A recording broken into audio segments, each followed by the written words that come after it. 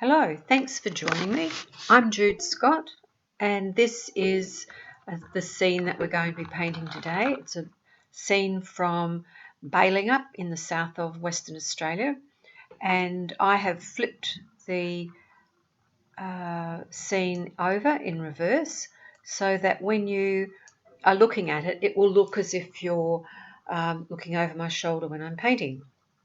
I'm going to run through how to do the background of this scene in my own interpretation, and the middle ground and the foreground.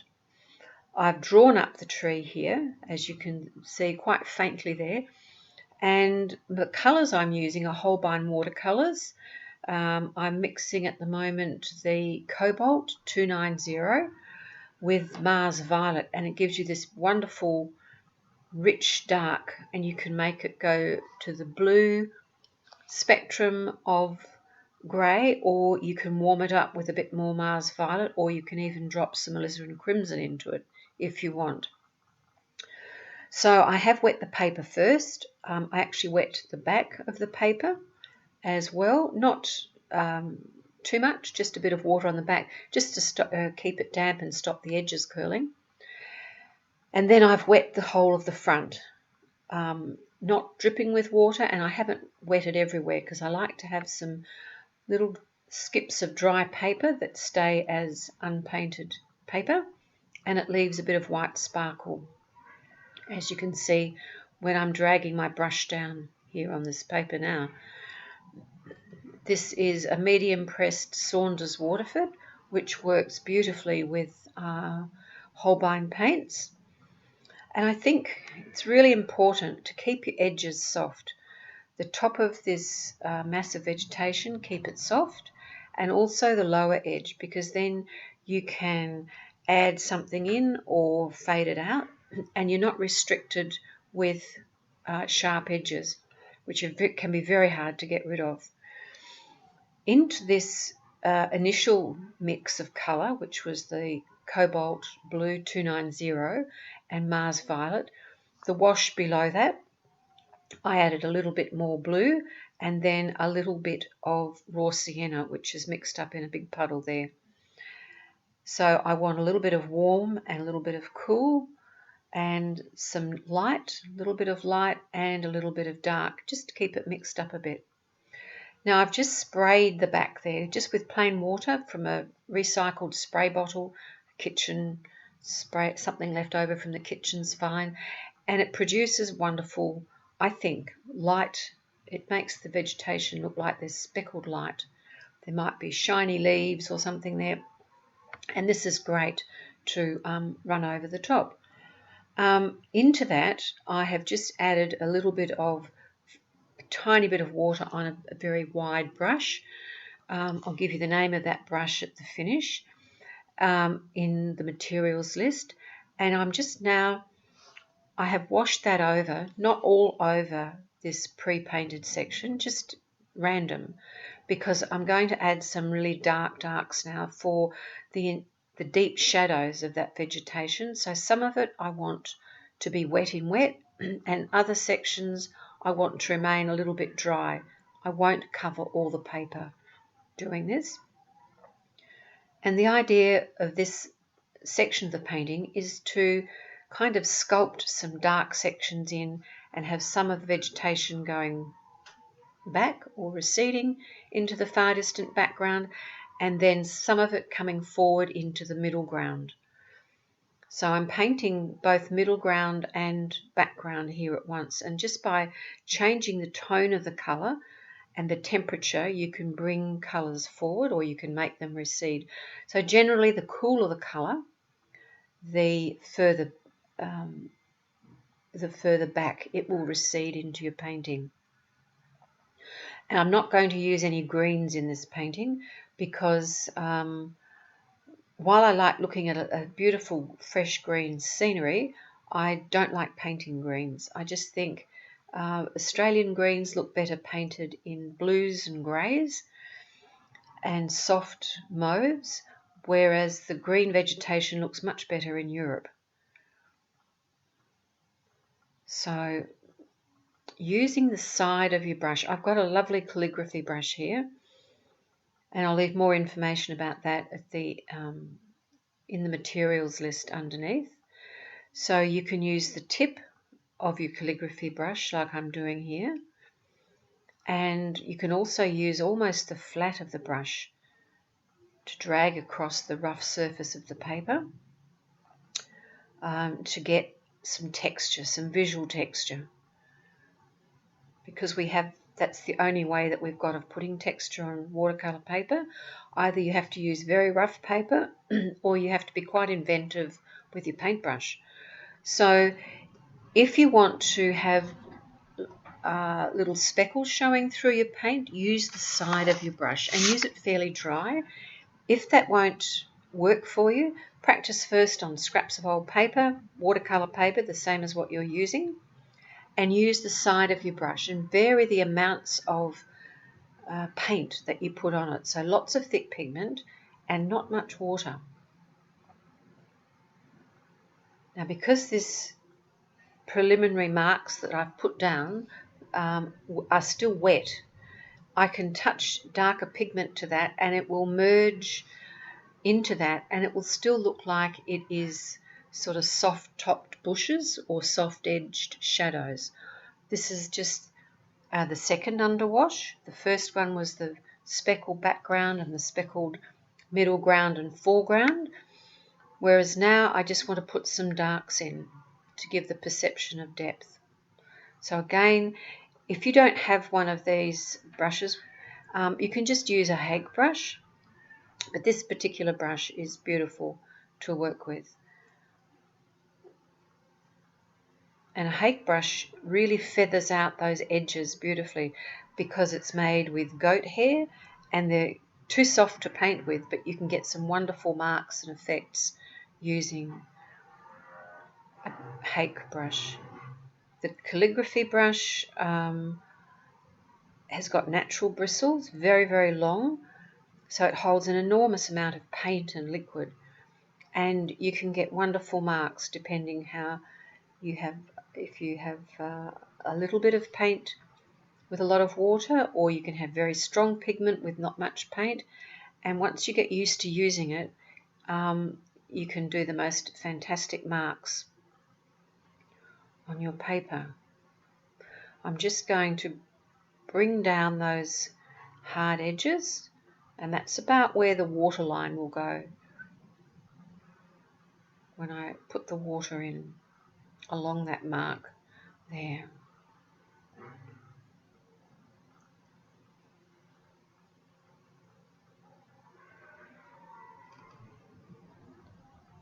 So just I've just dried off the brush there a little bit, and I'm working back into the tops of that shrubbery just to soften it a little bit,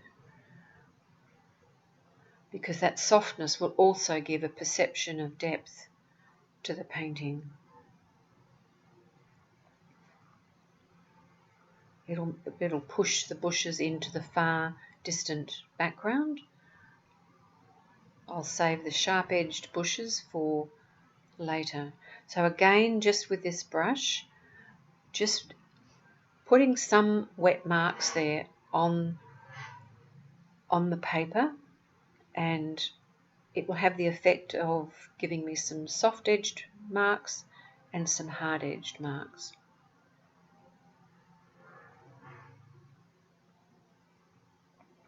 And this is one of those wonderful times when watercolour will almost paint itself. So with the tip of the brush and then more up with the flat of the brush. So this is the background that will be between the trunks of that tree.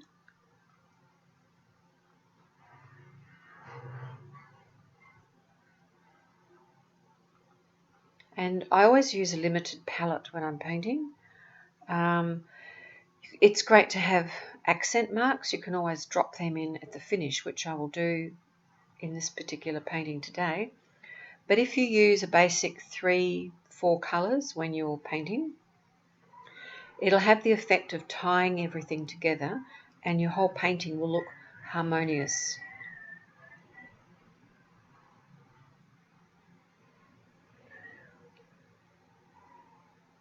So I've dried the tip of that brush and I'm just dragging those darks down to replicate some foliage there on the edge of the water.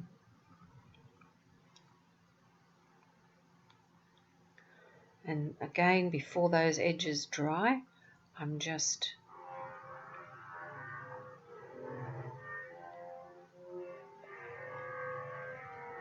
softening those. So I'm now going to drop in a little bit of raw sienna, and I have mixed that with some with some quinacridone gold, which always gives a lovely, rich, warm yellow. And I've got a block here that I dry my brush on. It's really important to dry your brush thoroughly when you need it. You've got to have something there that you can dry your brush on, whether it's a folded towel or whether you squeeze it out in a piece of paper. Have everything at your fingertips. I'm just lifting out here now with a flat 1 inch. That's a synthetic brush. It's quite hard and it's brilliant for lifting things out. If I squeeze that really hard, or I'm wiping it, getting all that moisture out, I can get the ends of the bristles to go almost like a knife edge and it will come down through that wet, well actually it's damp paint now, it's not wet, it's damp, and I can lift out maybe areas of light, some light branches where the sunlight's hitting them, or just make some random marks on the painting.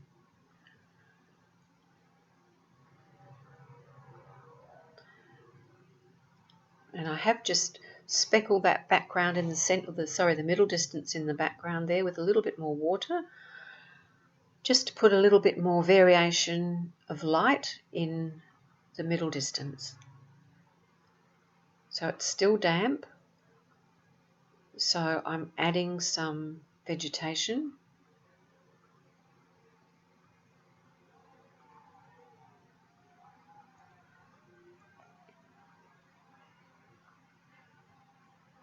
I did say it's still damp, but actually it's not. I have dried it off between speckling that last lot of water and starting this lot of painting. Between your layers of paint, now this is layer number 3, please dry your paper thoroughly. If you don't, you'll end up with muddy layers of paint and you'll find that it just won't have that fresh impact that you'll get if you dry each layer thoroughly. So when I say dry it thoroughly, when you touch the paper with the back of your hand, the back of your fingers, on where it's not painted, and then put it where you've been painting. If where you've been painting, even after you've dried it with the hairdryer, if it's cool, it's not dry. It's got to be bone dry.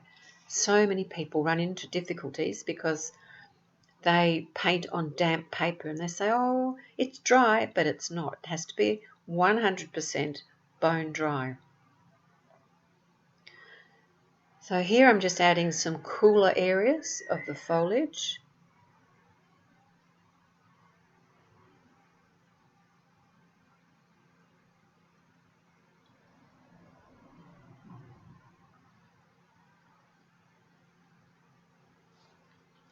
And where I've lifted out those tree trunks or branches or just marks in the background, I'm now sort of doing some negative painting around those so that I can make them even look lighter, and I can put some more darks over the top.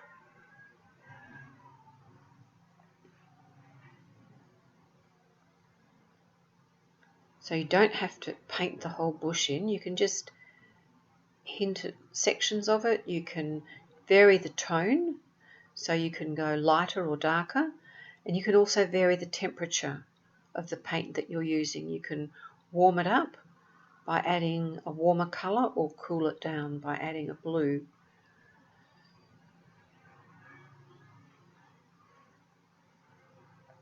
So I would proceed across the whole background section, putting in the middle distance now for that painting, and just carry on. So don't rush this section. Really, make yourself a cup of tea, sit down, paint away, and just enjoy it, because it is great fun. So there you go. I've gone across the page, the paper, and I've added texture. I've added a branch coming up over the right hand side there, and I've put in the leaves on that branch by dragging a dry brush with fairly thick paint down the side, on the side of the brush. So now I'm going to put in some branches on the other tree. Use the fine tip of your brush,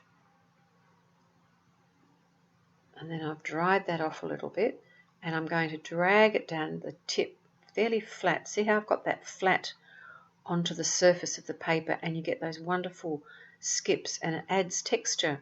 So make it easy for yourself. Painting tree trunks doesn't have to be hard.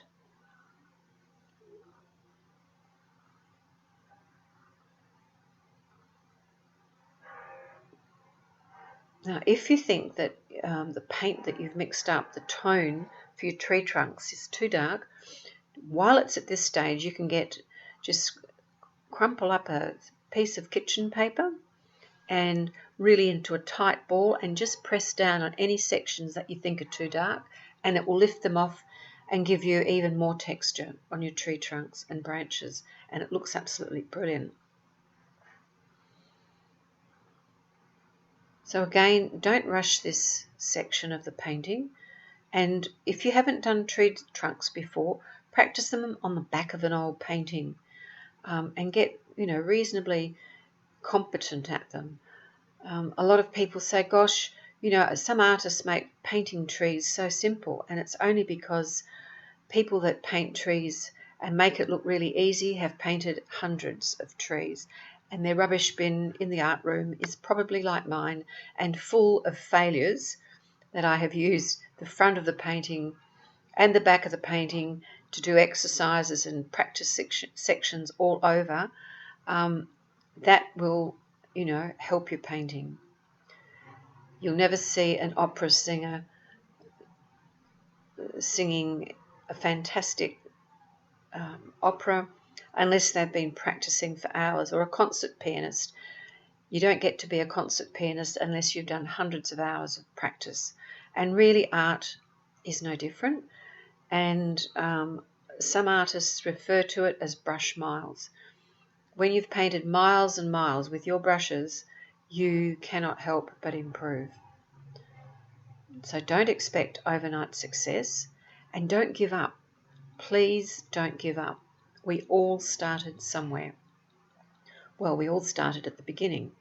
Nobody was born with a brush in their hand.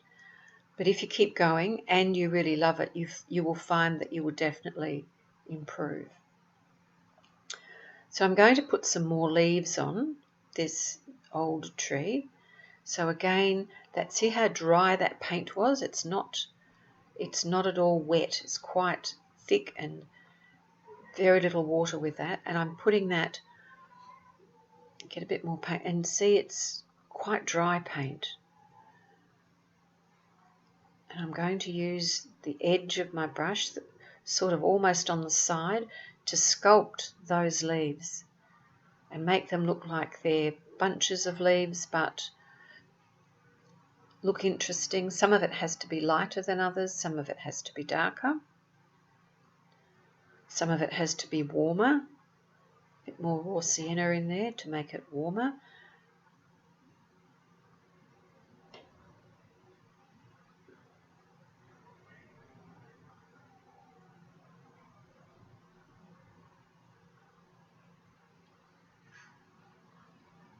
And again, with this, practice painting leaves on scraps of paper. Just practice the mark making involved with making gum leaves or any trees, pine trees, and with your branches. and you'll find that you will definitely improve. And if it's not working for you, try something different. Use a different brush. Use thicker paint with less water.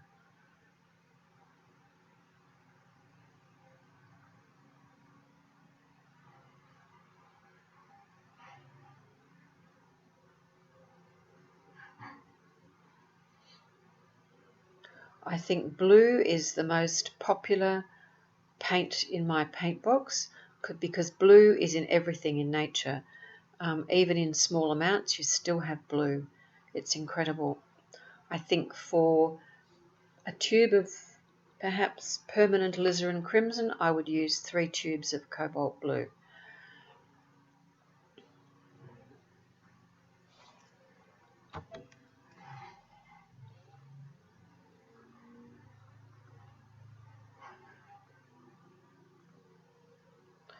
And just make sure that you've got some of the leaves coming over the front of the branches and some going behind the branches.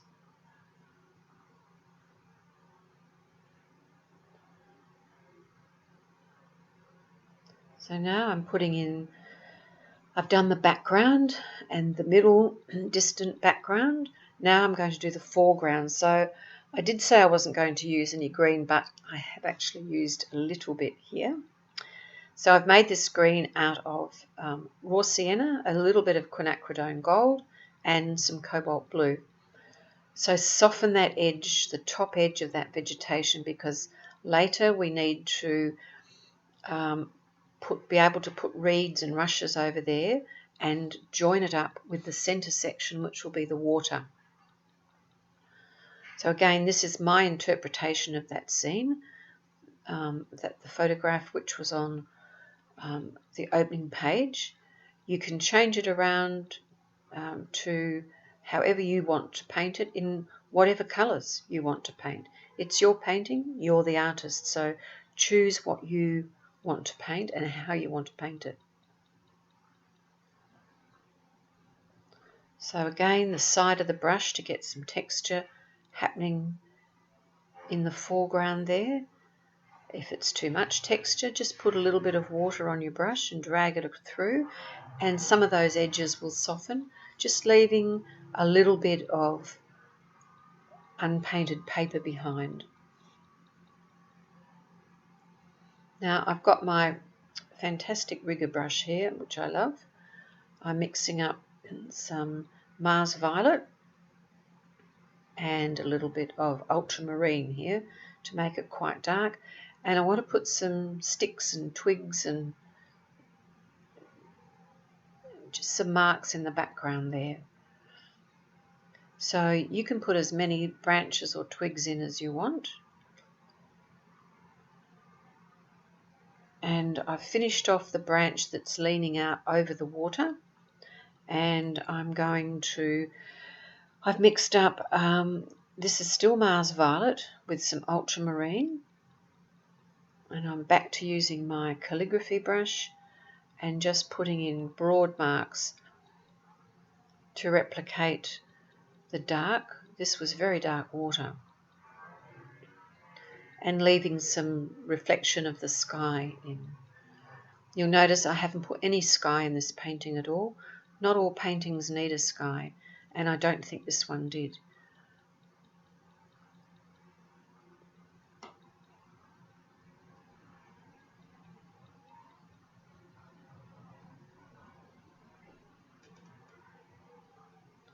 So into that wet, or actually it's damp, it's probably wet, water, I'm just touching the tip of my brush just to get some different variations of tone in that water, and dragging it through.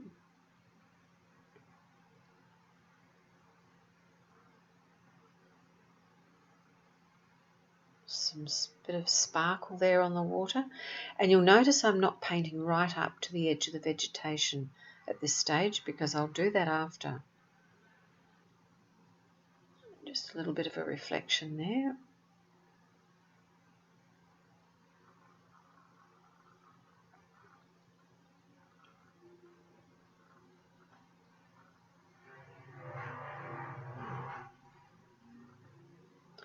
And again, these are marks that you can practice on paper.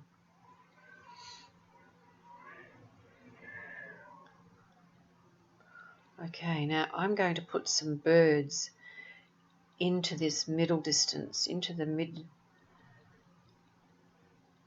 middle ground. I'm using a different photograph as reference of some egrets that I've taken flying over water. And I was so lucky. I managed to snap them in all stages of flight. So from one bird, I've got about 25 photos with their wings in all different directions, which are great for reference photos. So I'm using a white here. It's Doc Martens white. I'll put the details in the materials list when I finish.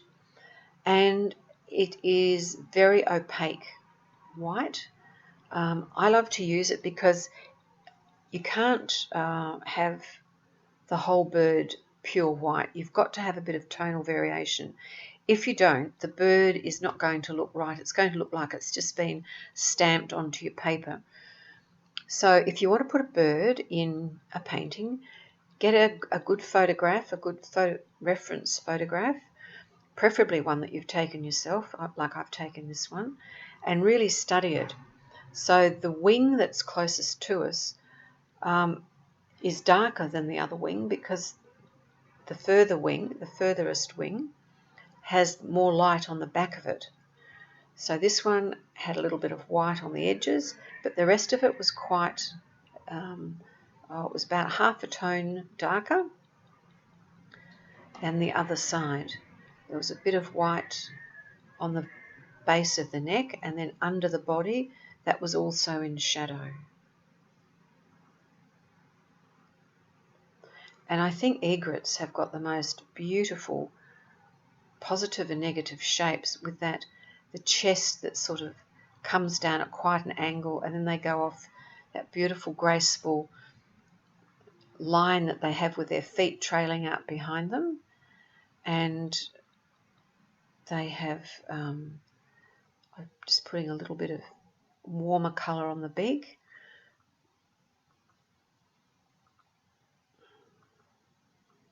And I'm going to put another couple of birds in, and you'll see them in the finished painting very, very soon. Just restating a little bit of dark there, and I think the painting will be finished with another couple of birds. So here we go. Here's the finished painting. I've got one bird landing, one bird flying in a different direction. I've added reflections. I just did a warm wash of burnt sienna and quinacridone gold to replicate the warm tones of the bushes there. And I've dragged that down over the white in the water. I've taken the foreground up toward the middle ground and added some grasses, and I've done that again on the right hand side of the painting, added some grasses coming out of a speckled foreground. In the background, far distant background, you can see I've added a lot more twigs, and finally I did a splatter of cobalt blue mixed with the same white just over that warm foreground and across the background. And then we've got the tree with all the twigs. I've added a lot more twigs. Thanks very much for watching. Leave a comment and a like. If you'd like to see any other subjects included, let me know.